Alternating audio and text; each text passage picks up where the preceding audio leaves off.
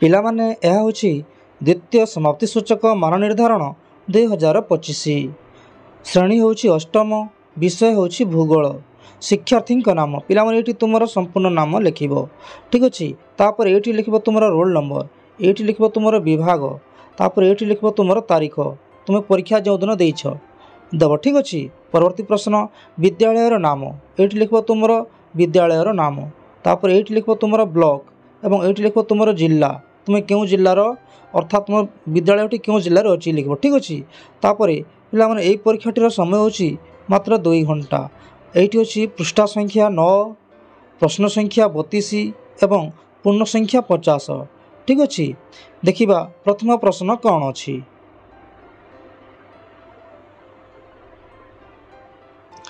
1 ରୁ 5 ନମ୍ବର ପର୍ଯ୍ୟନ୍ତ ପ୍ରଶ୍ନଗୁଡ଼ିକର ଉତ୍ତରକୁ ଶୂନ୍ୟ ସ୍ଥାନରେ ଲେଖିବ। ଠିକ୍ ଅଛି। ଯେଉଁ ସମ୍ବଳଗୁଡ଼ିକ ଶୀଘ୍ର ଭରଣା ହୋଇପାରେ ସେଗୁଡ଼ିକୁ ଡେସ୍କ ସମ୍ବଳ କୁହାଯାଏ। ସେଗୁଡ଼ିକୁ ନବୀକରଣ ଯୋଗ୍ୟ। ଠିକ୍ ଅଛି। ନବୀକରଣ ଯୋଗ୍ୟ, ତୁମେ ଏଇଠି ଲେଖିବ ନବୀକରଣ ଯୋଗ୍ୟ, ନବୀକରଣ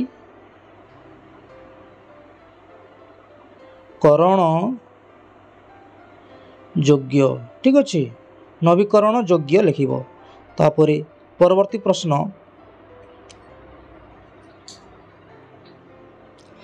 ଓଡ଼ିଶାର ଡେସ୍କ ନଦୀ ଅବବାହିକାରେ ଖଣିଜ ତୈଳ କ୍ଷେତ୍ର ଥିବାର ସନ୍ଧାନ ମିଳିଛି। ଏହାର ସଠିକ୍ ଉତ୍ତରଟି ହେଉଛି ମହାନଦୀ। ଠିକ୍ ଅଛି। ତୁମେ ଏଇଠି ଲେଖିବ ମହାନଦୀ। ପରବର୍ତ୍ତୀ ପ୍ରଶ୍ନ, ଓଡ଼ିଶାରେ ହେଉଥିବା ସ୍ଥାନାନ୍ତରିତ କୃଷିକୁ ଡେସ୍କ କୁହାଯାଏ। ଏହାର ସଠିକ୍ ଉତ୍ତରଟି ହେଉଛି ପୋଡ଼ୁ। ତୁମେ ଏଇଠି ଲେଖିବ ପୋଡ଼ୁ। ଠିକ୍ ଅଛି। ପୋଡ଼ୁ।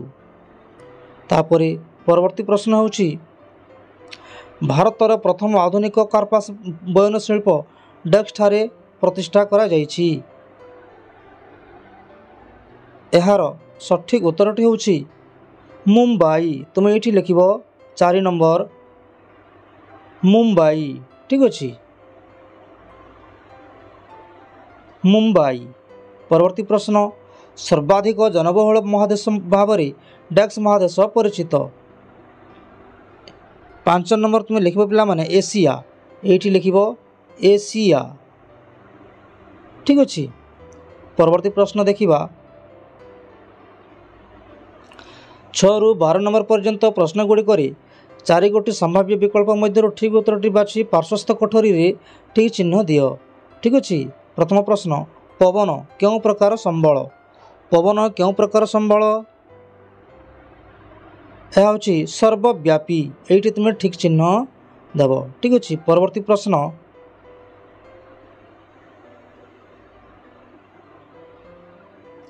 ଭାରତର ପୃଥିବୀର ପ୍ରଥମ ଜଳବିଦ୍ୟୁତ ବିକାଶକାରୀ ଦେଶର ନାମ କ'ଣ? ପୃଥିବୀର ପ୍ରଥମ ଜଳବିଦ୍ୟୁତ ବିକାଶକାରୀ ଦେଶର ନାମ କ'ଣ? ଏହାର ସଠିକ୍ ଉତ୍ତରଟି ହେଉଛି ନରୱେ। ନରୱେ। ଘ ନମ୍ବର ଠିକ୍ ଚିହ୍ନ ଦେବ। ଠିକ୍ ଅଛି। ପରବର୍ତ୍ତୀ ପ୍ରଶ୍ନ, ଦକ୍ଷିଣ ଆଫ୍ରିକାରେ ବାସ କରୁଥିବା ନିଗ୍ରୋମାନଙ୍କର ମୁଖ୍ୟ ଖାଦ୍ୟଶସ୍ୟ କ'ଣ? ଏହାର ସଠିକ୍ ଉତ୍ତରଟି ତୁମେ ଲେଖିବ ମକା।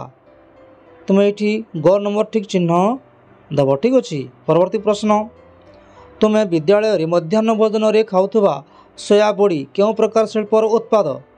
ଏହାର ସଠିକ୍ ଉତ୍ତରଟି ହେଉଛି କୃଷି ଭିତ୍ତିକ। ତୁମେ କ ନମ୍ବର ଠିକ୍ ଚିହ୍ନ ଦେବ। ଠିକ୍ ଅଛି। ପରବର୍ତ୍ତୀ ପ୍ରଶ୍ନ,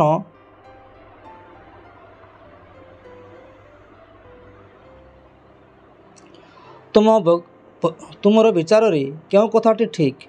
ତୁମର ବିଚାରରେ କେଉଁ କଥାଟି ଠିକ୍? ଏହାର ସଠିକ୍ ଉତ୍ତରଟି ହେଉଛି ପ୍ରତି ବୁନ୍ଦା ପାଣି ମୂଲ୍ୟବାନ। ଏଇଠି ଘ ନମ୍ବର ଠିକ୍ ଚିହ୍ନ ଦେବ। ଠିକ୍ ଅଛି। ପରବର୍ତ୍ତୀ ପ୍ରଶ୍ନ, ତୁମେ ପରିବେଶର ହିତ ସାଧନ ପାଇଁ ନିମ୍ନୋକ୍ତ କାର୍ଯ୍ୟ ମଧ୍ୟରୁ କେଉଁଗୁଡ଼ିକ ଅଧିକ ପସନ୍ଦ କରିବ? ଠିକ୍ ଅଛି। ଏଠାରେ 11 ନମ୍ବର ଠିକ୍ ଉତ୍ତର ହେଉଛି ଗ। ଠିକ୍ ଅଛି। ଏଇଠି ତୁମେ ଠିକ୍ ଚିହ୍ନ ଦେବ। ପରବର୍ତ୍ତୀ ପ୍ରଶ୍ନ,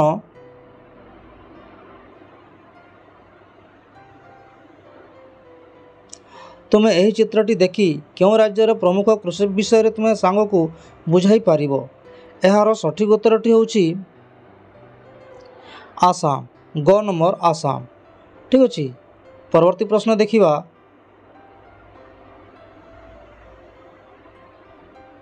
13 ରୁ 17 नंबर पर्यंत प्रश्न प्रथम जोड़ी मध्य थिबा संपर्क को बुझी द्वितीय जोड़ी शून्यस्थान पूरण कर। ठीक अच्छे। 13 नंबर मृत्तिका अजैव संबल उद्भिद कौन हम एठारे सठिक उत्तरटी होची जैव संबल। तुम ये लिख जैव संबल। ठीक अच्छे जैव संबल। परवर्ती प्रश्न ओडिशा शिमिलीपाल कर्णाटक एठारे सठिक उत्तरटी होची बांदीपुर। ठीक अच्छे ये लिख बांदीपुर। ठीक अच्छे बांदीपुर। ठीक अच्छे बांदीपुर। परवर्ती प्रश्न देखिबा वृष्टिपात कृषि पद्धतिकरण कृषि पद्धतिर निवेश जलसेचन हेब यार सठिक उत्तरटी हेब कृषि पद्धतिर प्रक्रिया। तुम ये लिख कृषि पद्धतिर प्रक्रिया। 15 नंबर कृषि पद्धति प्रक्रिया। ठीक अच्छे। परवर्ती प्रश्न 16 नंबर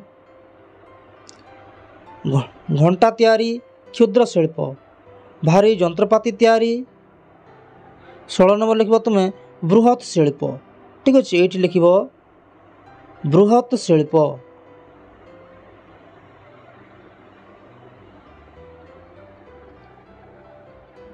ठीक अच्छे।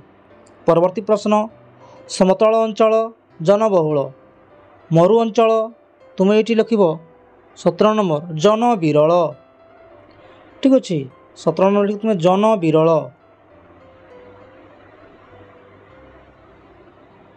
तापर परवर्ती प्रश्न देखिबा संक्षिप्त टिप्पणी 30 शब्द मध्य लेख प्रश्न नंबर 18 ରୁ 20 पर्यंत। ठीक अच्छे।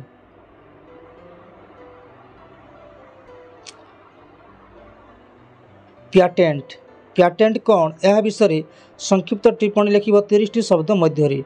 ठीक अच्छे 2 ରୁ 3 धाड़ी मध्य लिख पिला माने यार संपूर्ण उत्तर मुझे वीडियो स्क्रीन रे देछि तुम लिखिनेब। ठीक अच्छे। परवर्ती प्रश्न जलचक्र जलचक्र कौन यह विषय तुम 2-3 धाड़ी लिख पिला माने यार सठिक उत्तर मु स्क्रीन रे देछि तुम लिखिनेब।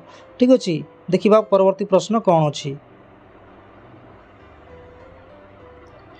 कृषि उन्नयन विषय 2-3 धाड़ी निश्चय लिख। ठीक अच्छे यार सठिक उत्तरटी मु स्क्रीन रे देछि पिला माने तुम लिखिनेब। ठीक अच्छे। देखिबा परवर्ती प्रश्न कौन अच्छी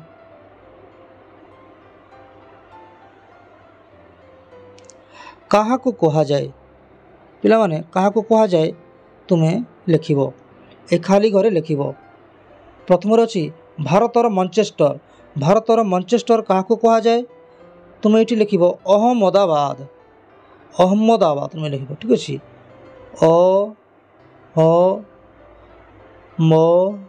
अहमदाबाद। ठीक अच्छे अहमदाबाद। तापर परवर्ती प्रश्न भारतर सिलिकन सहर कहा को कहा जाए पिला माने यार सठिक उत्तरटी होची बेंगालुरु। तुम ये लिख बेंगालुरु। ठीक अच्छे। परवर्ती प्रश्न देखिबा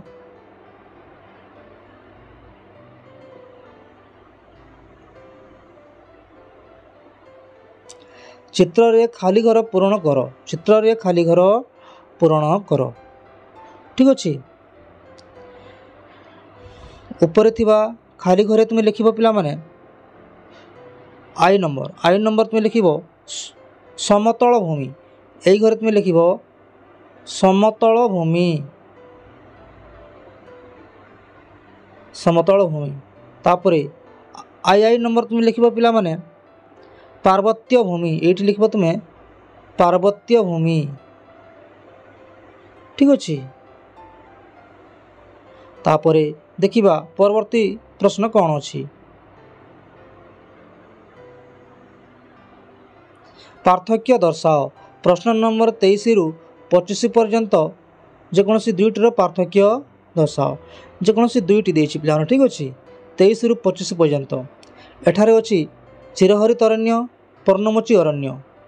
ପିଲାମାନେ ଏହାର ସଠିକ୍ ଉତ୍ତର ମୁଁ ସ୍କ୍ରିନ୍ରେ ଦେଇଛି ତୁମେ ଲେଖିବ ଠିକ୍ ଅଛି। ଦେଖିବା ପରବର୍ତ୍ତୀ ପ୍ରଶ୍ନ କ'ଣ ଅଛି। 25 ନମ୍ବର 24 ନମ୍ବର ଦେଇଛି ସରକାରୀ ଶିଳ୍ପ ସଂସ୍ଥା ଘରୋଇ ଶିଳ୍ପ ସଂସ୍ଥା। ପିଲାମାନେ ଏହାର ସଠିକ୍ ଉତ୍ତର ମୁଁ ସ୍କ୍ରିନ୍ରେ ଦେଇଛି ତୁମେ ଲେଖିବ ଠିକ୍ ଅଛି। ଦେଖିବା ପରବର୍ତ୍ତୀ ପ୍ରଶ୍ନ କ'ଣ ଅଛି।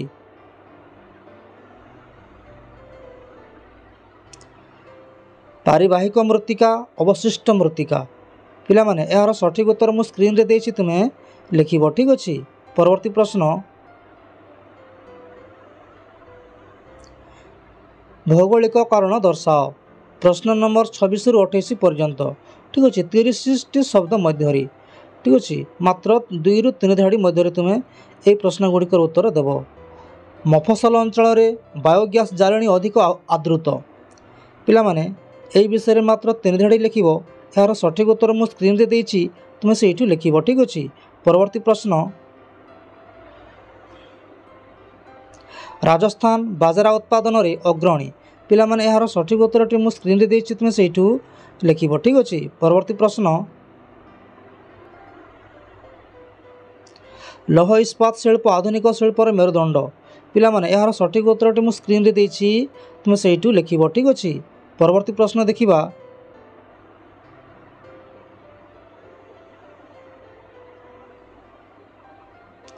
ଜଣେ କାରଖାନା ମାଲିକ ଭାବରେ ଶିଳ୍ପ ଦୁର୍ଘଟଣା କମାଇବା ପାଇଁ ତୁମେ ନେବାକୁ ଚାହୁଁଥିବା ପଦକ୍ଷେପ ମଧ୍ୟରୁ 2ଟି ଲେଖ। ପିଲାମାନେ ଏହାର ସଠିକ୍ ଉତ୍ତରଟି ମୁଁ ସ୍କ୍ରିନ୍ରେ ଦେଇଛି ତୁମେ ସେଇଠୁ ଲେଖିବ ଠିକ୍ ଅଛି। ପରବର୍ତ୍ତୀ ପ୍ରଶ୍ନ ତୁମ ବିଚାରରେ ଆଜିକାଲି ଗ୍ରାମାଞ୍ଚଳର ଲୋକମାନେ ଯେଉଁଥିପାଇଁ ସହରାଭିମୁଖୀ ହେଉଛନ୍ତି ସେଥିମଧ୍ୟରୁ 2ଟି ଉଲ୍ଲେଖ କର। ପିଲାମାନେ ଏହାର ସଠିକ୍ ଉତ୍ତର ମୁଁ ସ୍କ୍ରିନ୍ରେ ଦେଇଛି ତୁମେ ସେଇଠୁ ଲେଖିବ ଠିକ୍ ଅଛି। ପରବର୍ତ୍ତୀ ପ୍ରଶ୍ନ ତୁମ ଅଞ୍ଚଳରେ ଜୈବିକ ଚାଷର ପ୍ରୋତ୍ସାହନ ନିମନ୍ତେ ତୁମେ ଚାଷୀମାନଙ୍କୁ ଯେଉଁ ସବୁ ପ୍ରସ୍ତାବ ଦେଇପାରିବ ସେଥିମଧ୍ୟରୁ 2ଟି ଲେଖ। ପିଲାମାନେ ଏହାର ସଠିକ୍ ଉତ୍ତର ମୁଁ ସ୍କ୍ରିନ୍ରେ ଦେଇଛି ତୁମେ ସେଇଠୁ ଲେଖିବ ଠିକ୍ ଅଛି। ପରବର୍ତ୍ତୀ ପ୍ରଶ୍ନ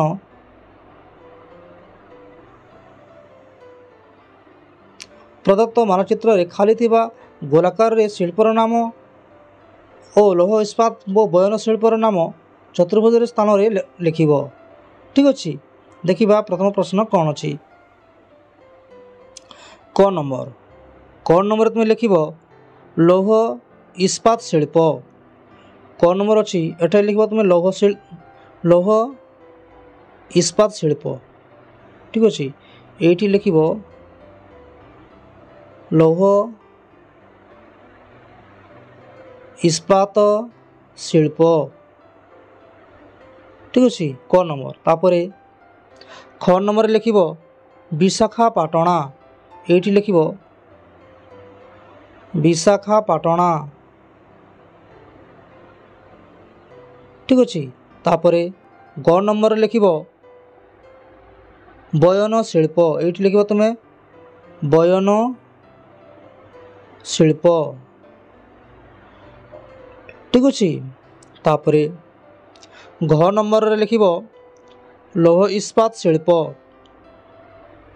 ଠିକ୍ ଅଛି। ଏଇଠି ଲେଖିବ ଲୌହ ଇସ୍ପାତ ଶିଳ୍ପ ଲୌହ ଇସ୍ପାତ ଶିଳ୍ପ ଠିକ୍ ଅଛି। ତାପରେ ଓ ନମ୍ବରରେ ଲେଖିବ କାନପୁର। ଏଇଠି ଲେଖିବ କାନପୁର ଠିକ୍ ଅଛି। ଧନ୍ୟବାଦ ପିଲାମାନେ। ଭିଡ଼ିଓଟି କେମିତି ଲାଗିଲା ନିଶ୍ଚୟ କମେଣ୍ଟ କରି ଲେଖି ଜଣାଇବ ଏବଂ ଏହା ଭେରି ଇମ୍ପୋର୍ଟାଣ୍ଟ ହୋଇଥିବାରୁ ନିଜ ସାଙ୍ଗସାଥିମାନଙ୍କ ସହିତ ସେୟାର କରିବ ଠିକ୍ ଅଛି। ଧନ୍ୟବାଦ।